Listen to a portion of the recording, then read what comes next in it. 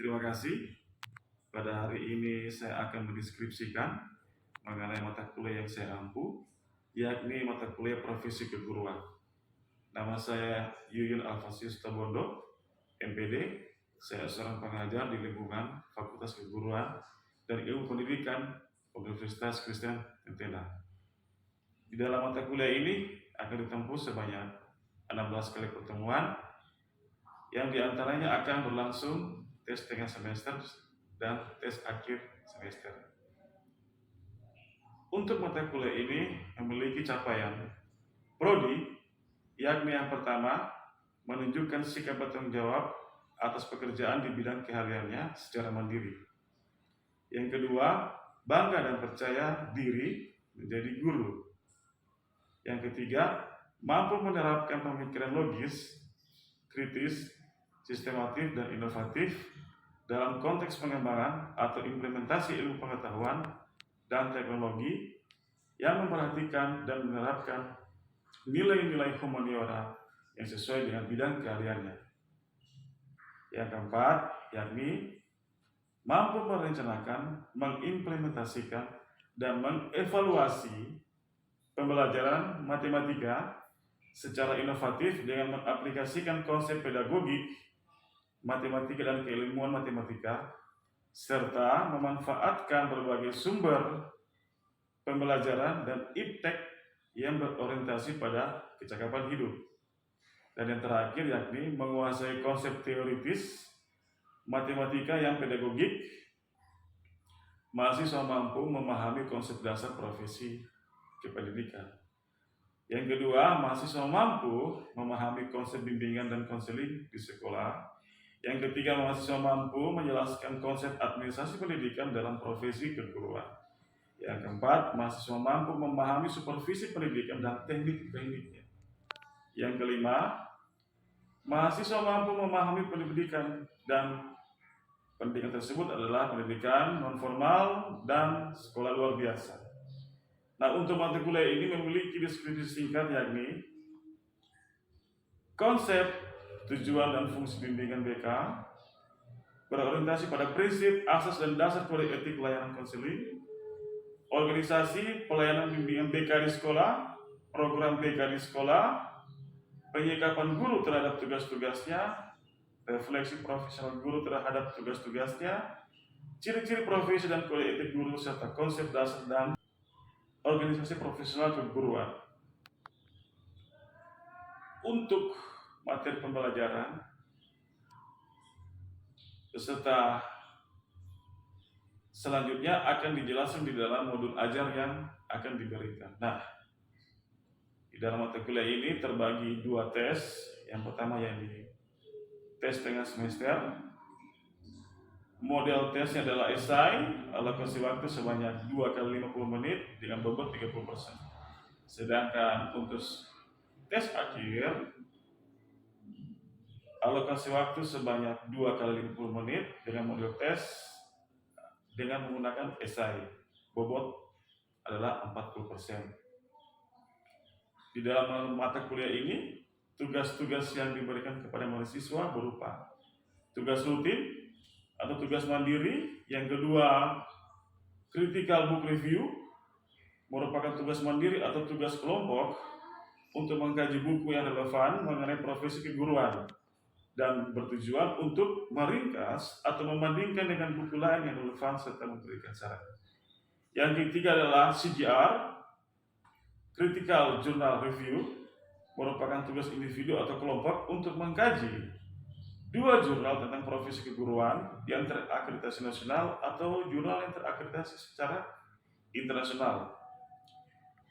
Nilai harian juga merupakan nilai yang berasal dari presentasi kelompok dan keaktifan mahasiswa selama proses pelajaran berlangsung.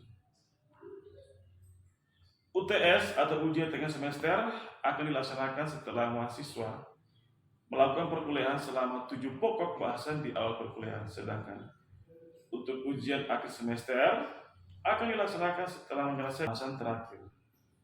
Nah, untuk bobot penilaian di dalam mata kuliah ini akan diperuntukkan kehadiran sebanyak 10%, tugas-tugas sebanyak 20%, tes tengah semester sebanyak 30%, tes akhir semester sebanyak 40%. Untuk nilai A dengan rata-rata di atas 80, nilai mutu 4. Sedangkan untuk nilai akhir B dengan nilai rata-rata 70 sampai 80 dengan nilai mutu 3. Nilai C dengan rata-rata 60 sampai 70 dengan nilai mutu 2.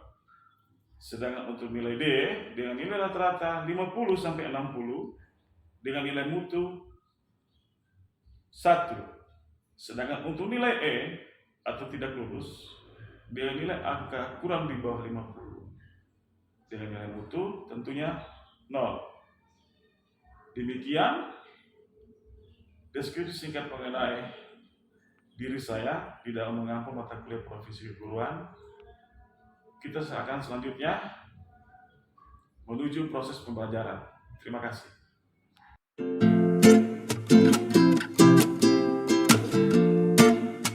Siap? Siap. Teman-teman sekalian, bagaimana kabar hari ini? Baik. Iya. Setelah kita melewati pembelajaran pada saat 9 bab yang lalu, kita sekarang telah tiba pada bab 10 dan ini bab yang terakhir sebelum kita menunaikan tugas menuju TAS. Baik, untuk pada saat sore hari ini saya meminta saudara Salomo untuk berdoa. Berdoa, kita berdoa. Terima kasih Tuhan atas penyertaan-Mu pada hari ini. Kami akan melaksanakan tugas kami yaitu belajar dan mengajar. Mohon Engkau berkati proses pembelajaran pada saat ini agar dapat berjalan dengan baik. Terima kasih Tuhan. Amin. Ya, baik. Materi kali ini saya akan membahas mengenai pendidikan anak luar biasa, apa yang bisa tersebut dengan biasanya rata-rata ini berkebutuhan khusus. Berkebutuhan khusus ini pada intinya memiliki gangguan secara motorik pada organ tubuhnya. Mengucapkan sebut tuna bicara dan gangguan-gangguan lainnya. Nah, mengapa anak berkebutuhan khusus harus diberikan pengajaran yang sama dengan anak-anak yang lain? Undang-Undang Disdiknas Sistem Pendidikan Nasional Nomor 20 tahun 2003 pasal 5 ayat 1 menyebutkan setiap warga negara mempunyai hak yang sama untuk memperoleh pendidikan yang bermutu.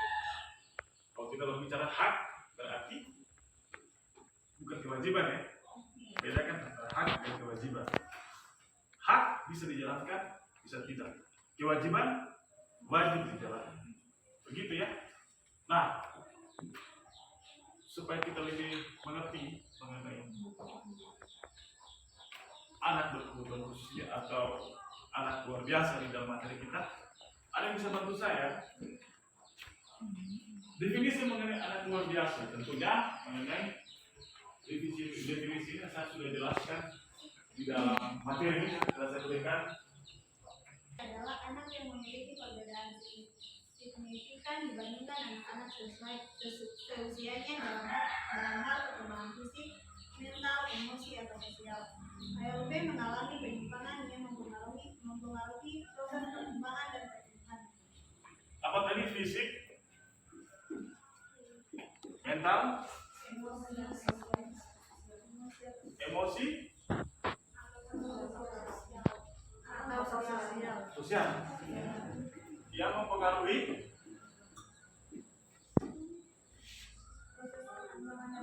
perkembangan dan pertumbuhan.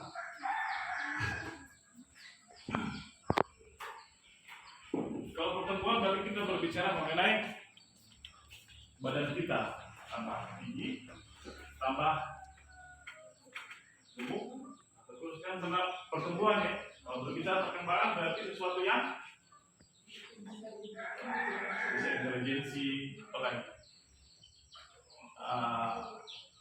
melafalkan sesuatu, menganalisa sesuatu, beda ya. Kalau perkembangan pertumbuhan ya, kata kuncinya di situ. Nah, hal ini bisa teridentifikasi pada saat balita ya, bawah 5 tahun. Artinya kalau kita mungkin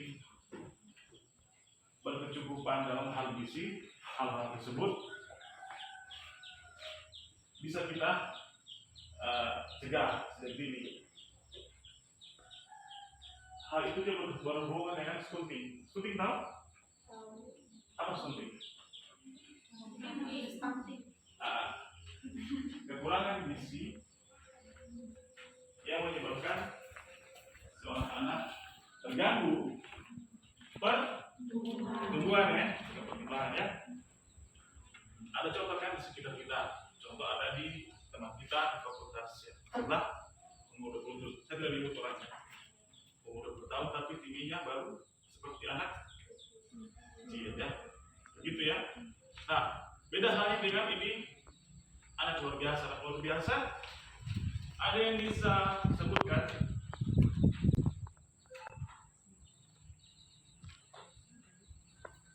apakah definisi dari pendidikan anak luar biasa? Apa? Pendidikan. Ada di materi itu bagian 2. Ada bisa bantu? Ya. Pendidikan anak luar biasa adalah pendidikan yang dirancang untuk anak-anak dengan kebutuhan khusus. Tujuannya adalah untuk memberikan layanan pendidikan yang setara dan sesuai dengan kebutuhan individu mereka. Iya, baik. Contohnya,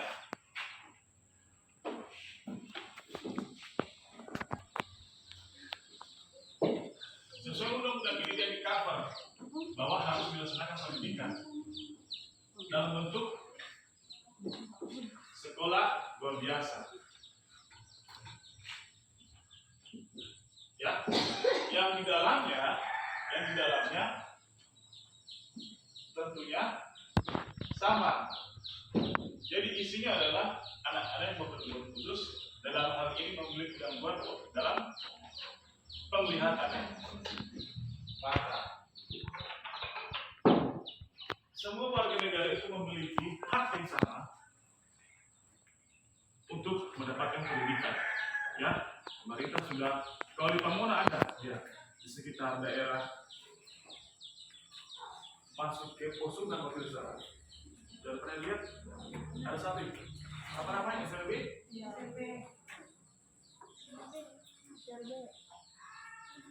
SLBC atau A? Nah, saya bisa sebutkan tujuan pendidikan dilaksanakannya pendidikan anak luar biasa. Di halaman 3 itu.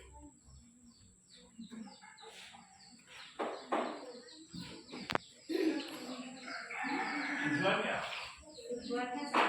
Mengembangkan potensi anak secara optimal. 2. Memberikan keterampilan yang dibutuhkan untuk memandu zaman jenjang. Iya, baik.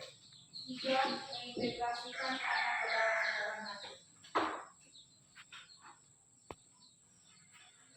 Jadi pendidikan luar biasa ini tujuannya itu oleh pemerintah yang memiliki gangguan penglihatan tentunya punya potensi yang berbeda dari punya gangguan yang lain. Potensi yang mungkin dia IQ-nya pintar, tentu dengan bantuan dari mesin yang namanya atau alat yang namanya braille ya. Braille itu kan sudah pernah lihat braille? Jadi kayak alat ada huruf-hurufnya. Braille. Apakah orang yang punya gangguan penglihatan ini bisa bermain di gitar? Bisa ya. Keterampilannya ada. Dapat. Nah, supaya diterima masyarakat, mereka ini harus sekolah. Kita kan tidak memungkiri bahwa sekitar kita ada yang memiliki gangguan, tapi kan oleh karena pendidikan ini sama dengan kita, maka dia bisa masuk di dalam ranah masyarakat.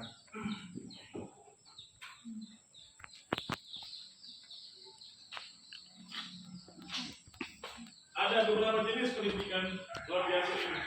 Yang bisa bantu? Ada berapa jenis? 3. Ya, sebutkan.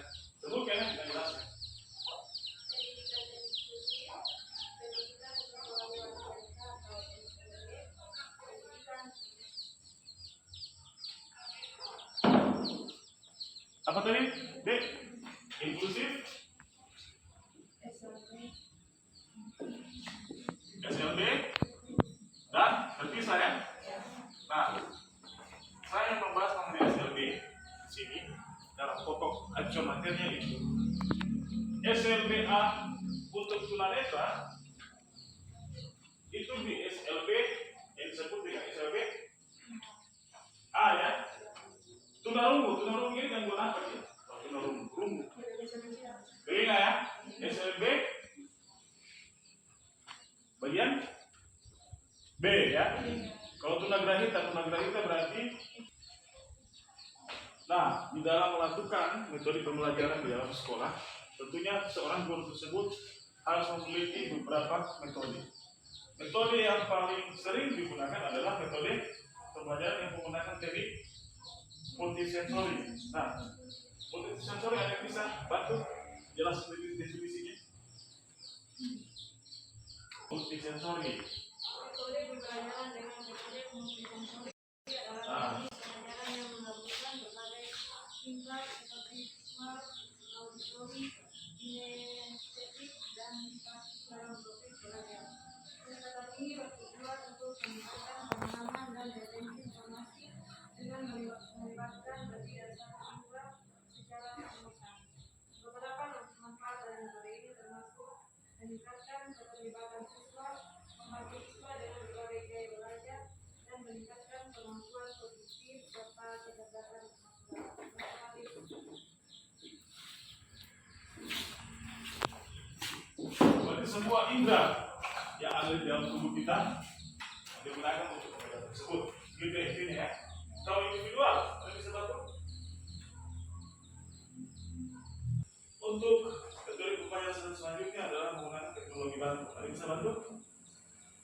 Teknologi itu apa saja digunakan? Contoh.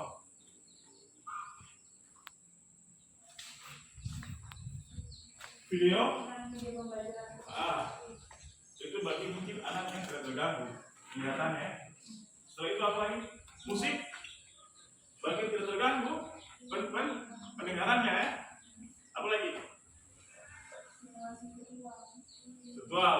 Terus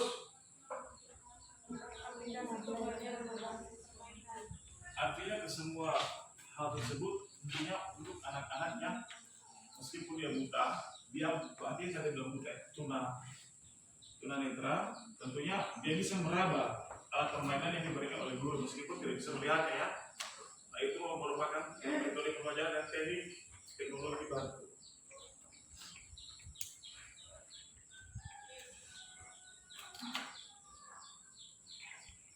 Nah, Anda bisa sebutkan tantangan pendidikan dalam menyelenggarakan pendidikan anak luar biasa ini. Seringkali di dalam masyarakat ada stigma sosial di situ. Artinya bagaimana pemerintah melihat bahwa anak-anak berkebutuhan khusus ini jangan dipinggirkan dari masyarakat. Artinya mereka merupakan warga negara juga, mempunyai hak yang sama untuk mendapatkan pendidikan. Di tempat kalian sekarang, pada saat kalian di rumah atau di kampung pasti ada kan? Nah yang paling sering kita lihat ini apa orang gila termasuk kebutuhan khusus?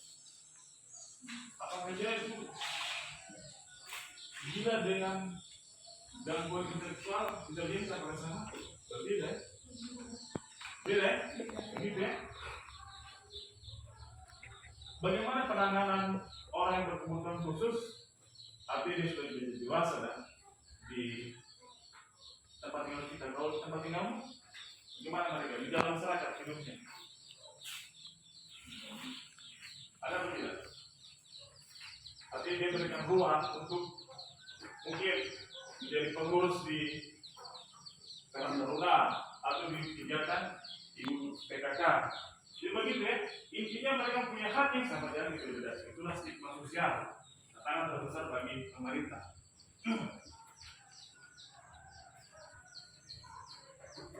Baik, saya kira cukup panjang lebar, meskipun agak cepat, tapi materi yang saya sampaikan ini kan sudah dipelajari di rumah. Artinya keterlibatan berbagai pihak stakeholder seperti pemerintah, sekolah, bahkan kampus pun harus beranggapan bahwa setiap manusia itu punya hak yang sama untuk mendapatkan pendidikan dan dibeda-bedakan, apalagi dibedakan dari status sosialnya. Oleh karena itu, maka pemerintah dengan undang-undangnya pasal 55 ayat 1 dan 2023, undang-undang ini belum pernah berubah ya, sejak ditetapkan 2003, berarti berapa tahun yang lalu? 21. Ya, baik, sebelum kita menutup pembelajaran kita hari ini, mari saja kita berdoa, mari kita berdoa. Ya Allah di surga, pada saat ini kami mengucap syukur kepadamu, di mana atas segala penyertaanmu kami boleh melaksanakan proses belajar mengajar. Ya Tuhan, terus memberkati kehidupan kami selanjutnya. Ya Allah di surga, pada saat ini kami akan kembali ke rumah kami masing-masing. Mari Tuhan, tuntun kami di perjalanan, tibakan kami di tujuan kami yang selamat. Ya Allah kami Tuhan, sambut dan sempurnakan hanya di dalam nama Tuhan Yesus. Haleluya. Amin.